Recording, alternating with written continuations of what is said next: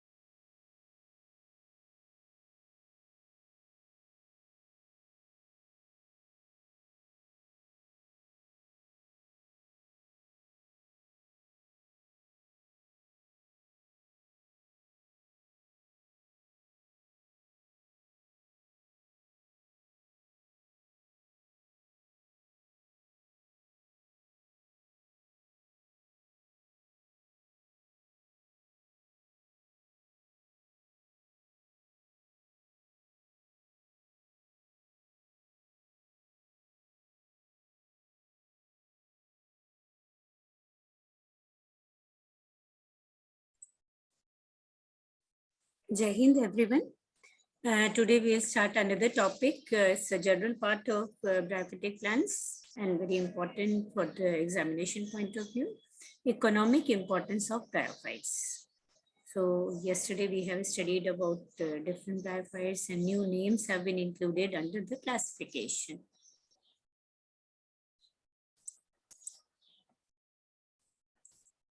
Now revising with that, bryophyta, they are also known as amphibians as we have studied.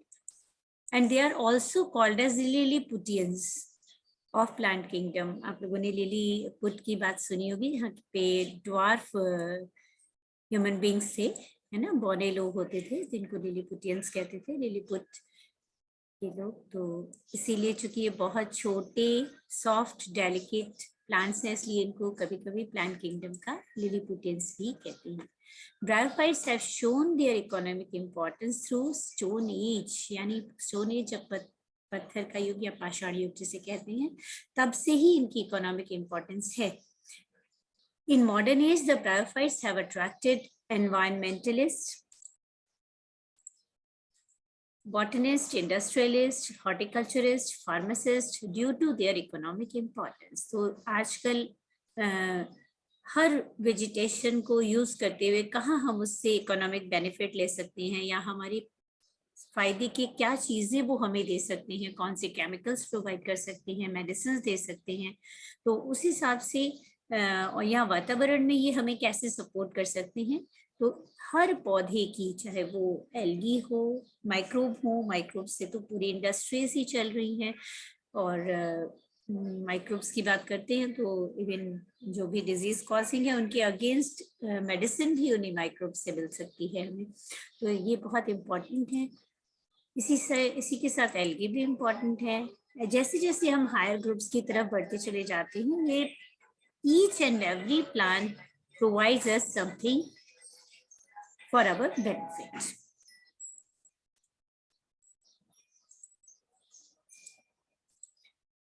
These bryophyte includes three classes of plants as we have studied yesterday in the classification: liverworts, hornworts and mosses. Liverworts किन्हें कहते हैं? Hepaticopsida के member जो first group और lower group of bryophytes हैं. This includes about 300 genera and up to 10,000 species.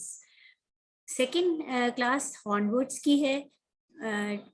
इसमें एंथोसिरोटॉप्सिडा आते हैं। एंथोसिरोटॉप्सिडा में अबाउट, जैसे मैंने कल आपको बताया था, 6 जेनरा हैं और अबाउट 50 स्पीशीज हैं उनकी। थर्ड ग्रुप है मॉसेस का, जिसको क्लास ब्रायोप्सिडा हम लोग कहते हैं। इसमें अबाउट 680 से थोड़े ज्यादा ही जेनरा हैं एंड अबाउट 15,000 स्पीशीज हैं। तो all 3 classes of bryophytic plants have vast number of species. Then come to economical uses of bryophytes. It can be divided into 2 main categories. इसको 2 categories में हम divide कर सकते हैं। पहला है direct uses of bryophytes. यानी हम इनको सीधी तौर पे यूज कर सकते हैं प्लांट्स को या उनसे प्रोडक्ट्स लेकर के। सेकेंड है इनडायरेक्ट यूजेस ऑफ ब्रायोफाइट्स, यानी हम इनको डायरेक्टली यूज नहीं करते लेकिन इनका किसी न किसी इनडायरेक्ट फॉर्म में हमें बेनिफिट मिलता है। फर्स्ट लेते हैं डायरेक्ट यूजेस ऑफ ब्रायोफाइट्स, जिसमें सबसे पहला और सबसे इम्पोर्टेंट है जो आता है इसे पीट। दिस इज पीट। पीट क्यों कहते हैं हम इसको? Because it is modified form of bryophytic plants which is converted into a useful product called peat. This is dead vegetative matter is partially decomposed by water in box and gradually compressed and carbonized under pressure of the overlapping late deposits and water. This is called as peat, है ना। तो ये partially decompose form होता है और specifically इसमें जो एक इम्पॉर्टेंट ब्रायोफिटिक प्लांट है, मॉस है, दैट इज स्फैग्नम, है ना। तो ये पीट जो है ये डिकम्पोज मटेरियल है, धीरे धीरे पार्शियली डिकम्पोज होता चला जाता है, कंप्रेस्ड एंड कार्बोनाइज्ड होता है अंडर द प्रेशर वाटर के साथ। तो जो भी ये मॉस है ये नियर वाटर बॉडीज ज्यादा होती हैं या जिस एरिया में भी ये पाए जाते हैं वहां पर स्लो एंड ग्रेजुअल डिकम्पोजिशन होता रहता है। This is dark brown in colour and spongy substance. तो जैसे जैसे ये ग्रेजुअली डिकम्पोज होता जाता है इसका कलर डार्क ब्राउन होता चला जाता है और ये स्पॉन्जी टाइप, क्योंकि इसमें जो प्लांट मटेरियल है वो भी होता है डिकम्पोज पार्शियली, तो वो spongy like structure, sponge like structure बनाता है, प्लस सॉफ्ट लगता है अगर हम इसको टच करें तो। मेजर कॉन्स्टिट्यूएंट ऑफ पीट इज द स्फैग्नम मॉस, है ना। स्फैग्नम की डिकम्पोजिशन ये, और साथ साथ कुछ और मॉसेस भी हो सकती हैं लेकिन मेन मॉस जो है वो पीट फॉर्म में स्फैग्नम है, जो कि आप कोर्स में आप पढ़ेंगे भी आगे डिटेल में। तो हम पीट के बारे में थोड़ा बाद में फिर डिटेल पढ़ेंगे। Then minor constituent may be reeds, सेज, ग्रासेस, फर्न्स एंड श्रब्स। इसमें इन स्फैग्नम के अलावा कुछ और पौधे भी हो सकते हैं जिनमें ये सब हैं, ग्रासेस और फर्न्स और श्रब्स भी हो सकते हैं, यानी उनकी लीव्स और अदर पार्ट्स हो सकते हैं।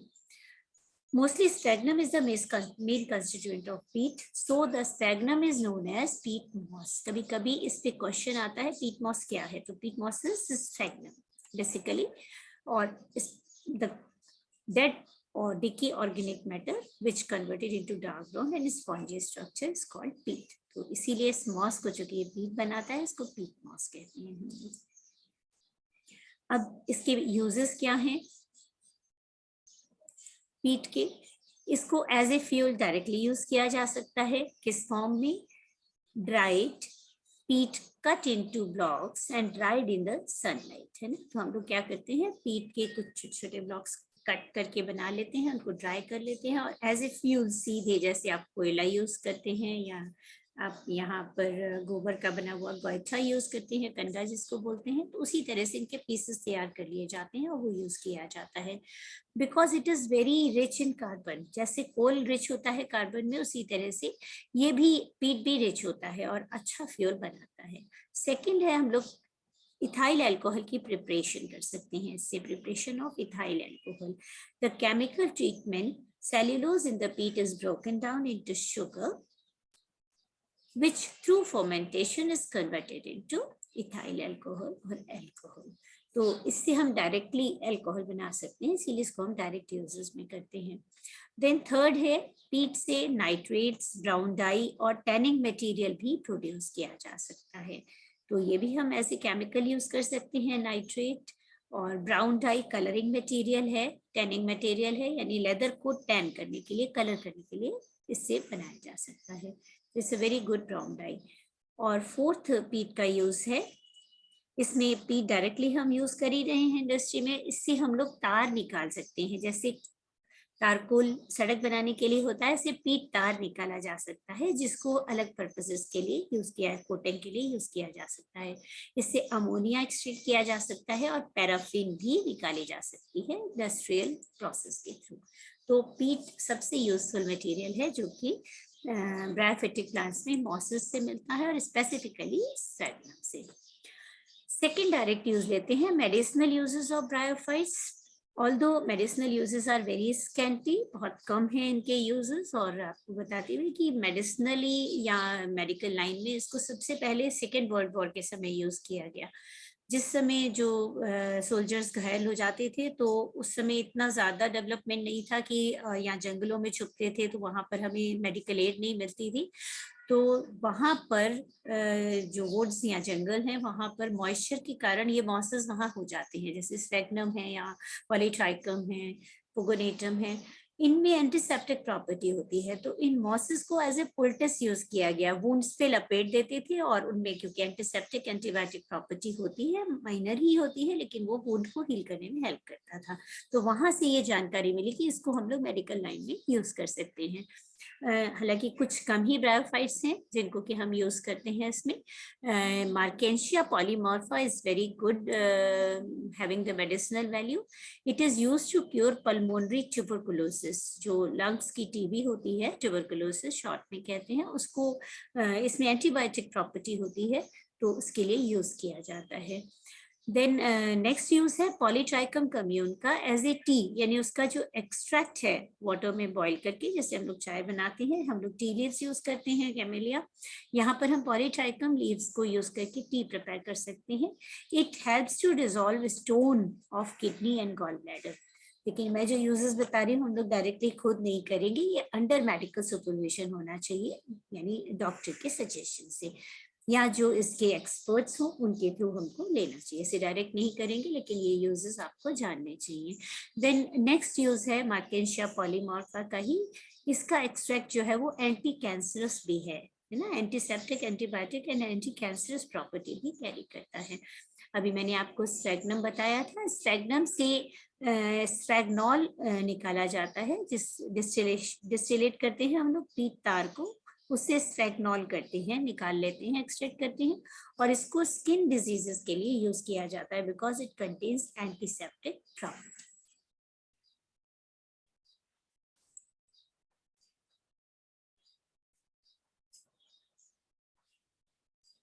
Kushi, you have raised your hand. You want to say something? You may write in the chat box. Then next हम लोग डायरेक्ट यूज लेते हैं ब्रायोफाइट्स एज पॉल्यूशन इंडिकेटर।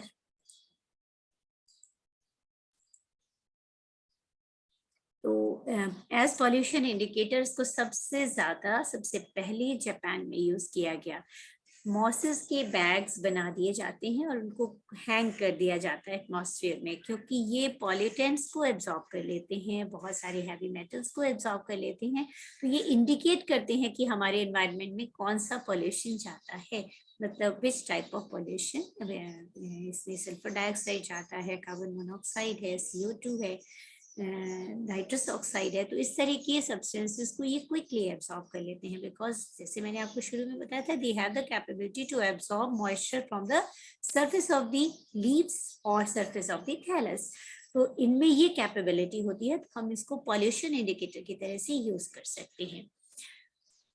तो both alive and air dried mosses, यानी दोनों तरह से use किए जा सकते हैं। अगर हम जीवित हैं, हरे हैं, ग्रीन हैं और सॉफ्ट डेलिकेट हैं, तब, या अगर सूख भी गए हैं तब भी हम इनको यूज कर सकते हैं, क्योंकि ये मॉइस्चर सेल्फ एब्जॉर्बिंग कैपेबिलिटी रखते हैं। तो स्फेग्नम इसमें सबसे ज्यादा यूज किया जाता है।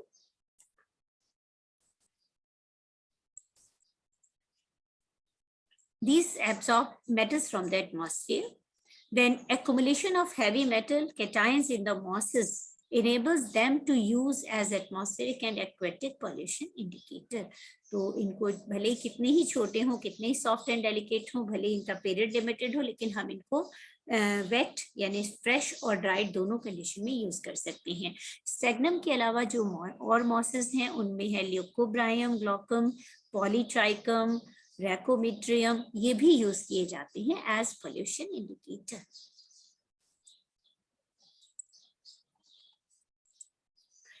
ये तो हो गया फर्स्ट डायरेक्ट यूजेस। अब आती है इनडायरेक्ट यूजेस ऑफ ब्रायोफाइट्स। क्योंकि हम लोगों ने इनिशियली पढ़ा था कि हम कभी कभी इनको ब्रायोफिटिक प्लांट्स को, जैसे लाइकेंस आपने लास्ट ईयर पढ़ा, कहते हैं Pioneer on the earth surface. जहां पर अर्थ सरफेस में बर्निंग हो जाए या ज्वालामुखी के कारण आसपास के एरिया बर्न कर जाए, वहां पर जो सबसे पहले प्लांट्स ग्रो करते हैं वो लाइकेंस कहलाते हैं। क्योंकि lichens symbiotic association between algae and fungi होता है, तो वो वहां पर दोनों के एसोसिएशन से ग्रो करता है। और उसके बाद यानी अगर वो वहां नहीं ग्रो कर रहे हैं तो ब्रायोफिटिक प्लांट्स इजीली ग्रो कर सकते हैं। क्यों? क्योंकि इनकी जो पेरिनेटिंग बॉडीज हैं, पेरिनेशन का मतलब होता है जीवित रहने की कुछ छोटी छोटी कायें या संरचनाएं जो ये पौधे बनाते हैं, या इनके मेरिस्टेमेटिक सेल्स कवर्ड होकर के प्रोटेक्टेड रहती हैं और वहां पर ये इजीली ग्रो कर जाते हैं। These plants have the capability to self photosynthesis, means autotrophic होते हैं नेचर में, तो ये फोटोसिंथेसिस करके अपने भोजन को बना सकते हैं। तो इसका मतलब ये है कि ये प्लांट्स इजीली ग्रो कर सकते हैं, तो इनको भी हम पायनियर ऑफ वेजिटेशन कहते हैं। और वैसे भी ये फर्स्ट लैंड प्लांट्स हैं और इजीली लैंड पे ग्रो कर सकते हैं, इसलिए इनको हम पायनियर कहते हैं। पायनियर का मतलब सबसे पहले पौधे।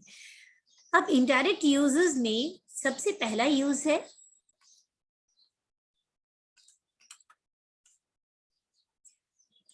First use as aids in the soil conservation, है ना। सॉइल कंजर्वेशन यानी जो मिट्टी है उसकी सतह को कंजर्व करना, क्योंकि ये छोटे पौधे हैं और इजीली ऊपर से जो मिट्टी ओपन हो उस पर सॉइल कवर बना सकते हैं। तो बारिश के साथ, हवा के साथ जो मिट्टी भाग जाती है, जिसको हम कहते हैं सॉइल इरोजन या शीट इरोजन, पूरी की पूरी लेयर का पानी के साथ या हवा के साथ बह जाना, तो ये उनको प्रिवेंट करते हैं। हिली एरियाज पे अधिकतर जो सॉइल होती है, जो सरफेस एरिया है, या क्योंकि वो तिरछा स्लैंटिंग होता है, तो बारिश के साथ जल्दी से मिट्टी बह जाती है, कटान हो जाता है। कभी कभी हम कहते हैं क्या हो गई, लैंडस्लाइड्स हो गई हिल्स पे। तो ये अगर वहां पर सॉइल कवर बना ले तो वहां की मिट्टी को ये कंजर्व कर सकती है, संरक्षित कर सकती हैं। तो ये कैसे संरक्षित करते हैं? They prevent sheet erosion of the soil, they grow in dense stands forming a mat और कारपेट लाइक स्ट्रक्चर। तो क्या करती है, अपर सॉइल सरफेस को अपनी राइजॉइड्स की हेल्प से पकड़े रखते हैं, एंकर किए रखते हैं, तो वो भागने नहीं देते, मिट्टी का इरोजन नहीं होने देते। Then underground rhizoids bind the soil particles together to a considerable depth, so firmly that there is no or little erosion even on the steepy hillside, है ना। जो स्टीपी या तिरछी बहुत ज्यादा हिल साइड्स होती हैं, वहां पे भी अगर ये सॉइल कवर बना ले तो ये सॉइल कंजर्व कर सकती हैं, अच्छी या उपजाऊ मिट्टी को बहने नहीं देंगे। देन सेकंड है formation of soil and development of vegetative cover. तो इतना ही नहीं, ये सॉइल इरोजन को तो बचाते हैं, सॉइल कंजर्व करते हैं, साथ साथ फॉर्मेशन ऑफ सॉइल में भी सपोर्ट करते हैं। जैसे लाइकेंस के बारे में तो हम लोगों ने पढ़ा ही है। Bryophytic plants also play this important role for the formation of soil. Both means lichens and bryophytes are slow, but they are efficient soil former. So they very efficiently help in the formation of soil. Then third is lichens are pioneer to colonize barren layer, जैसे मैं अभी आपको बता रही थी। तो ये barren land जहाँ पर बिल्कुल उपजाऊ नहीं है मिट्टी, या बंजर भूमि है, या ओपन एरियाज हैं, उसमें lichens सबसे पहले इजीली ग्रो करते हैं। Then comes the number of bryophytic plants. Then these bryophytic plants also support many herbs to grow there, जैसे जिसमें सीडम है, थाइमस है, सेक्सीफ्रेगा है, इस तरह के सेजेस को या छोटे हर्ब्स को, क्योंकि ये सॉइल पे कवर बना लेते हैं, मॉइस्चर प्रोवाइड करते हैं, वाटर रिटेन करते हैं, तो बहुत सारे हर्ब्स वहां पर सब्सिक्वेंटली ग्रो करते हैं। तो सॉइल फॉर्मेशन और वहां पर दूसरे पौधों को ग्रोथ करने में हेल्प करना, ये इनका इनडायरेक्ट यूज है। हमें समझ नहीं आता, पता नहीं लगता कि छोटे छोटे पौधे हैं कहाँ ग्रो कर रहे हैं, और उसके साथ साथ बहुत सारी दूसरी हर्ब्स भी धीरे धीरे ग्रो करने लगती हैं।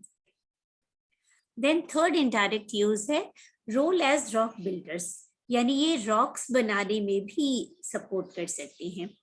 How they support in formation of rocks?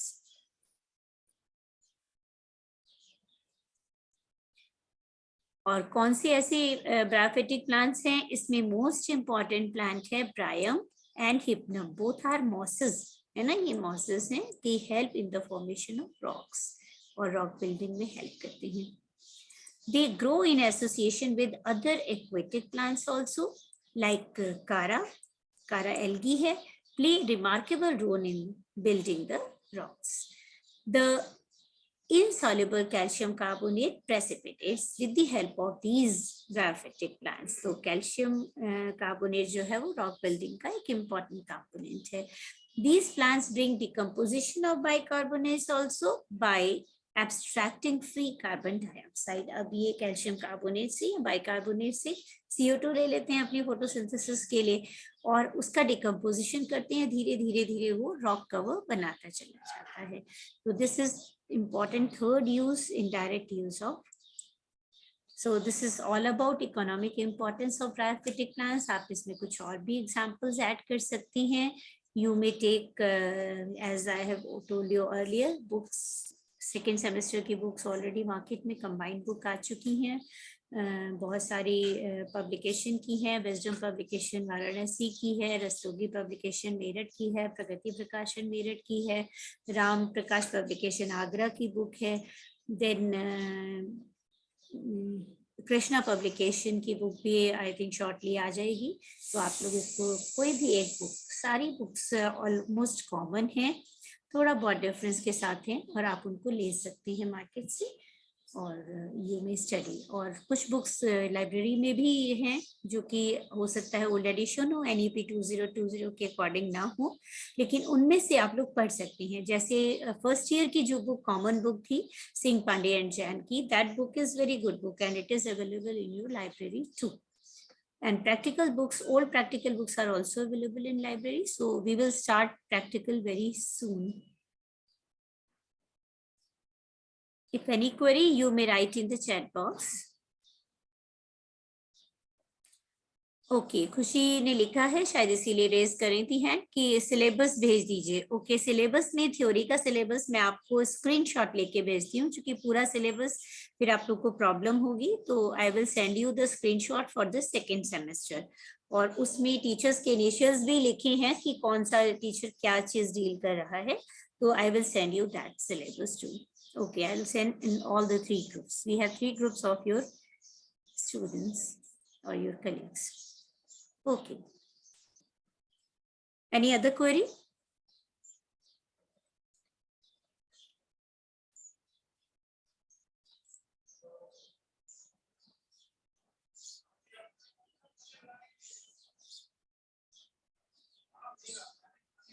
If any question, you may write in chat box.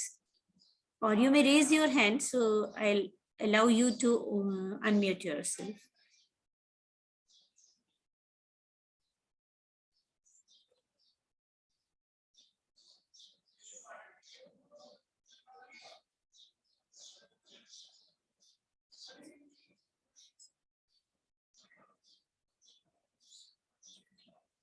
Okay, Jai Hind to everyone. We will see you in the next class.